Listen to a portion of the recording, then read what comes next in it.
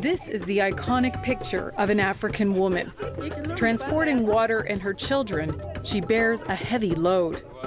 It's estimated the average woman walks 6 kilometers a day to get water, eating up that very precious resource, time. Most northern Ugandans live in rural, remote communities where wells are few and far between. Little wonder, then, so many go to unsafe water sources like these. Still, it's hard to watch people drink water I wouldn't even use to wash my clothes. And it's no easier for Pastor Johnson of Victory Outreach Ministries. That's why, with the help of Crossroads Missions, they are pouring resources into repairing wells in the region. It pains me so much, but to the other side, I also see that, well, so far we have made a difference with some few, although there is still so much that has to be done. Having a well close to home changes a woman's life, not to mention all the young girls whose chores keep them from school. I went to meet some women at the well and find out what they think. Okay, it helps them for drinking, for cooking, and then for washing like that. Here, a woman's worth is often determined by how much water she can carry. It takes a lot of practice. So a man would look at that and say, that is a woman. That typical African. And then the child would be at the back.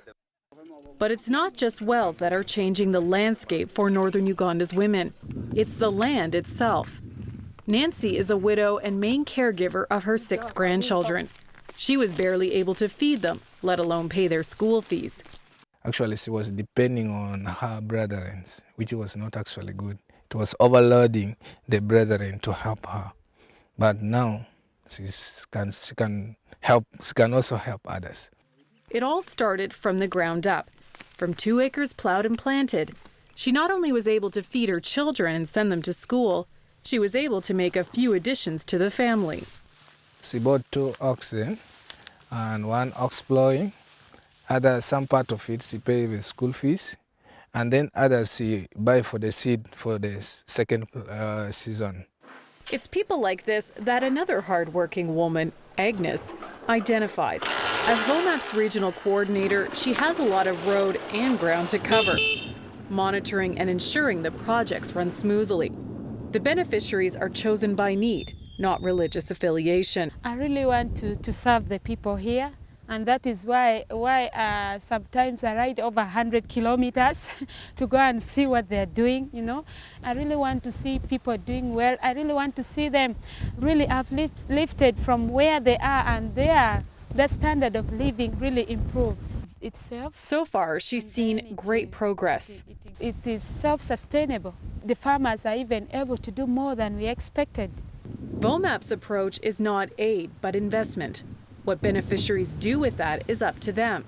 And in the process of the hard work, something else is growing. That is what VOMAP is trying to do, trying to reintegrate the agriculture back into the culture so that people can again get up and they begin producing their own food. They can improve on their economic activities. Here, women are a major part of the working force. And as the land goes or grows, so goes the economy. According to Pastor Charles Okwir, investing in a woman means helping entire families and communities dig their way out of poverty. One lady was testifying and telling me, do you know, Pastor Charles, we are now able to put our children through school. That makes my heart so very, very warm. In Lira, northern Uganda, Denise, Lodde, 100 Huntley Street.